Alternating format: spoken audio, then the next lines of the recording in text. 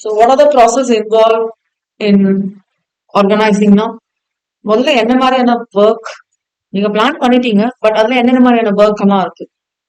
C, நீங்க plan பண்ணும்போது step by step பிளானிங்கிறது வேற. பட் இதுல இந்த ஒர்க் எல்லாம் இருக்குன்னு சொன்னப்போ எல்லா ஒர்க்கும் வந்து சம்டைம்ஸ் ரிப்பீட்டட் ஒர்க்கா இருக்கும்.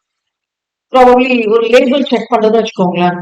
ரா மெட்டீரியல்ஸ் வரும்போதும் லேபிள் செக் பண்ணுவாங்க, பினிஷ்டு புதுசா வெளியே இறங்கும் போதும் லேபிள் செக் பண்ணுவாங்க. அந்த லேபிள் செக் பண்றவங்களோட வேலை பாத்தீங்கன்னா பார்த்தோம்னா ஐடென்டிஃபை பண்ணிடுவாங்க. இந்த சூப்பர் மார்க்கெட் கவுண்டர்ஸ்ல எல்லாம் பாத்தீங்கன்னா இந்த ஸ்கேன் அடிக்கும் போது ஒவ்வொரு ப்ராடக்ட்டுக்கும் ஒவ்வொரு இடத்துல ஸ்கேன் அடிக்கும்ல, அது ரெகுலரா அந்த வேலை பண்றவங்க டக்கு டக்குன்னு பண்ணிடுவாங்க. மிச்ச ஒர்க் எல்லாம் உள்ள பண்ணிட்டு இருக்கவங்க டைரக்டா அந்த இடத்துல வந்தாங்கன்னு வச்சுக்கோங்களேன், அவங்க தேடி தேடி எடுப்பாங்க. அந்த கோடு சொல்லுவாங்கல்ல, இந்த ஐட்டமுக்கு என்ன கோடு, அது யூஸ்வலா வந்து பயங்கரமா மெமரைஸ் பண்ணி வச்சிருப்பாங்க. புது ஆளுங்களுக்கு தெரியாது. அப்போ ஒரு ஒர்க் இருக்கும், அதை ஐடென்டிஃபை பண்ணி இந்த ஒர்க் யார்கிட்ட கொடுத்தா பெட்டரா இருக்குங்கிறதுக்கு பதிலா ஒர்க் வந்து ஹோமோஜினியஸா மாத்துது. ஹோமோஜினியஸா ஒரே மாதிரி ஒர்க் நேச்சர் எல்லாம் குரூப்பிங் பண்ணும். சம்டைம்ஸ் வந்து ஒரு சில ஒர்க் வந்து ஹை ஸ்கில்டு லேபரர்ஸ் தேவைப்படும். ஒரு சில ஒர்க்கு வந்து இங்க இருக்கிறது அங்க வைக்கிறது அவ்வளவுதானே, அதுக்கு பிறகு எதுக்கு ஒர்க் பெருசா. அப்போ அவங்களுக்கு வந்து என்ன மாதிரியான எனர்ஜி இருந்தா தேவைப்படும், அந்த மாதிரிலாம் பார்ப்பாங்க. இப்ப ஃபேக்டரிஸ்ல எல்லாம் பார்க்கும்போது ஒரு சில ஒர்க் வந்துட்டு உமன்ஸுக்கு தரக்கூடாதுன்னு இருக்கு, ஒரு சில ஒர்க் சில்ட்ரனுக்கு தரக்கூடாது. சில்ட்ரன்னா நம்ம 6 to 14 years வந்து கம்பல்சரி எஜுகேஷன், above 14 below 18 இருப்பாங்கல்ல, அவங்களுக்கு வந்து ஒரு சில ஒர்க் தரக்கூடாதுன்னு இருக்கு. ஓகே, உமன்ஸுக்கு தரக்கூடாதுன்னு இருக்கு, அவங்க நைட் ஷிஃப்ட் ஒர்க் பண்ணக்கூடாதுன்னு இருக்கு, ஹெவி லோட்ஸ் இருக்கக்கூடாதுன்னு இருக்கு. ஹெவி லோட்ஸ் வந்து பாய்ஸ் above 18 மட்டும் இல்ல, ப்ராபப்ளி அது முடிச்ச பிறகும் அவங்க வந்து ஹெல்த் சர்டிபிகேட் தருவாங்க. அதுக்கு பிறகுதான் சர்டிஃபைங் சர்ஜன் ஒரு டாக்டர் இருப்பாரு ஃபேக்டரியில, அவர் வந்து என்ன பண்ணுவாரு, இந்த பர்சன்னால இவ்வளவு வெயிட்ட தூக்க முடியும்னு சொல்லிட்டு சொன்ன பிறகுதான் அவரை வெயிட் தூக்க விடுவாங்க.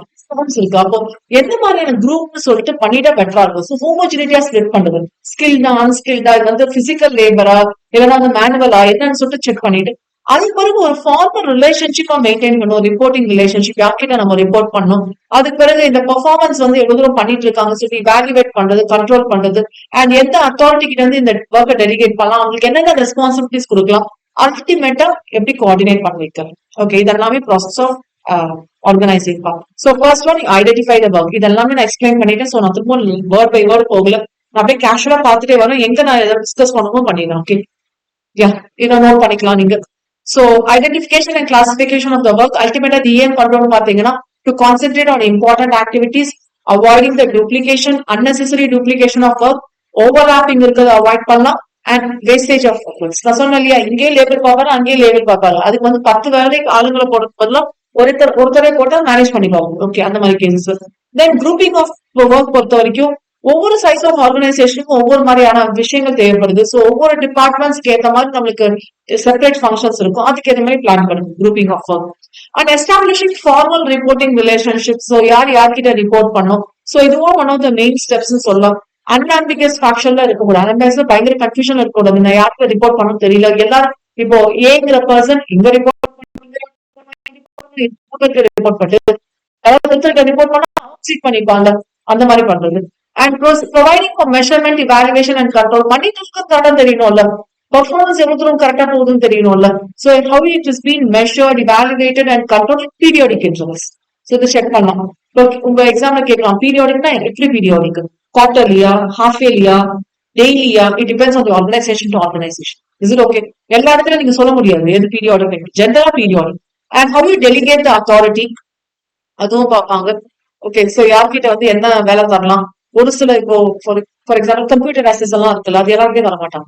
அது வந்து பயோமெட்ரிக் இருக்கும், அது வந்து பாஸ்வேர்டு இருக்கும். சோ அந்த சிஸ்டம் வந்து அவங்களோட கண்ட்ரோல். முன்னாடி எல்லாம் வந்து செப்பரேட்டா ஒரு சிஸ்டம் கொடுத்துருவாங்க, இப்ப எல்லாம் கிளவுட் தானே, அதாவது சிஸ்டம் எல்லாம் கொடுக்கறது இல்ல, அவங்களோட பேட்ச் அவங்களோட டாக்குமெண்ட் ஓபன் பண்ணதுக்கு ஒரு பாஸ்வேர்ட் கொடுத்துருவாங்க. இதுக்கு பதில் என்ன சொல்லுவோம், ஐடி ஆடிட்னு சொல்லுவோம்.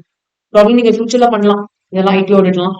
சோ இதுக்கு வந்து யாருக்கு அசஸபிலிட்டி இருக்கு, இது வேற இடத்துல அசஸ் பண்றாங்களா, சோ இது வந்து வித்தவுட் கிராண்டிங் த அத்தாரிட்டி எப்படி அவங்க அந்த ஒர்க்கை பண்ணலாம், பண்ணக்கூடாது இல்ல, அவங்களுக்கு நான் அத்தாரிட்டி கொடுக்கணும். That's what about delegating the authority. எல்லாருமே அந்த வேலைக்கு பண்ண முடியாது, பண்ணதுக்கு அலவுட் இல்ல. ஏன்னா அவங்க வந்து ப்ராபப்ளி ஓவர்லாப்பிங் ஆஃப் டாஸ்க் வந்துச்சுன்னா ஒருத்தர் ஒரு ஆங்கிள் பண்ணிட்டு இருப்பான், வேற ஒருத்தர் இன்னொரு ஆங்கிள் பண்ணுவோம், அப்போ ஆட்டோமேட்டிக்கா ஓவர்லாப் ஆயிட்டு சிஸ்டமே ஃபால்ட் ஆயிடும். Okay, so that's not allowed. And coordination, yes, எல்லாருமே டுகெதரா working together as a group ஆங்கிறது தான் கோஆர்டினேஷன். ஸோ இது வந்து குரூப்பா சம்டைம்ஸ் வந்து செப்பரேட்டா பண்றது பெட்டர், சம்டைம்ஸ் குரூப்பா பண்றது பெட்டர்னு சொல்லுவாங்க. செப்பரேட்டா பண்ற ஒர்க் வந்து ஹைலி ஸ்கில்டா இருக்கும் போது தான் செப்பரேட்டா பண்ணுவாங்க, ஏன்னா அவரால் மட்டும் தான் முடியும். ஓகே, ஒரே ஒரு டீம் ஒர்க்கா பண்ணும்போது it becomes like group work. Like அப்போ வந்து கோஆர்டினேஷன் ப்ராப்பரா இருக்கணும், இல்லைன்னா அது கம்ப்ளீட்டா வேஸ்ட் தான். சரி, ஓகே. ஸோ டோட்டலா வந்து 6 பாயிண்ட்ஸ் தான். ஸோ 6 பாயிண்ட்ஸ்ங்கிறது ப்ராசஸ். சரி, okay. Process, steps, whatever. So organising simple. Okay, ஒரு கிளாஸ் பாக்குறீங்களா ப்ளீஸ்?